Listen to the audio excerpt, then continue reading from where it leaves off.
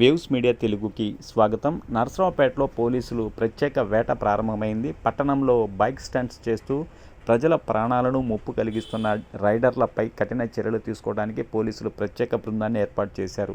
ఇటీవల ప్రధాన రహదారులు మరియు జనసంచారం ఎక్కువగా ఉండే ప్రాంతాల్లో యువకులు ప్రమాదకరంగా బైక్ స్టంట్స్ చేయటం పెరిగిన నేపథ్యంలో ఈ చర్యలు చేపట్టారు. స్టంట్స్ వల్ల ప్రమాదాలు సంభవించే అవకాశం ఉండటంతో పాటు ట్రాఫిక్కు అంతరాయం కలుగుతుందని అధికారులు తెలిపారు. ప్రత్యేక బృందం సీసీటీవీ కెమెరాలు, పహారా బృందాల సహాయంతో స్టంట్ చేస్తున్న వారిని గుర్తించి కేసులు నమోదు చేయనున్నారు. అలాగే తల్లిదండ్రులు కూడా తమ పిల్లలపై పర్యవేక్షణ పెంచాలని పోలీసులు సూచించారు. నిబంధనలు ఉల్లంఘించిన వారిపై కఠిన చర్యలు తీసుకుంటామని, అవసరమైతే వాహనాలు స్వాధీనం చేసుకునే అవకాశం ఉందని పోలీసులు హెచ్చరించారు. ఇది నిన్న మొన్నట్లో మేము కూడా సోషల్ మీడియాలో చూసాము. ఇన్ఫర్మేషన్ అయితే లేదు, కానీ పిల్లలు మాత్రం బైక్ రైడ్లు చేసినట్టుగా సోషల్ మీడియాలో చూసాము.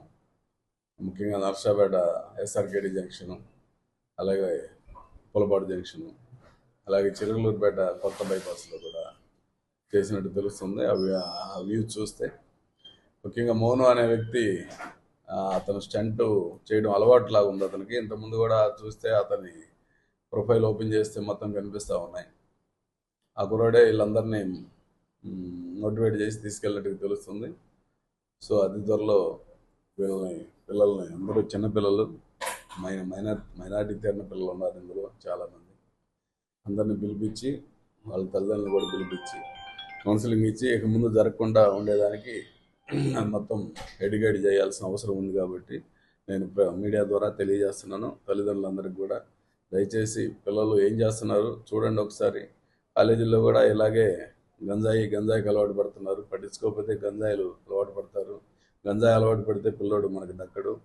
సో ఆ యాంగిల్లో కూడా మీరు చూడండి.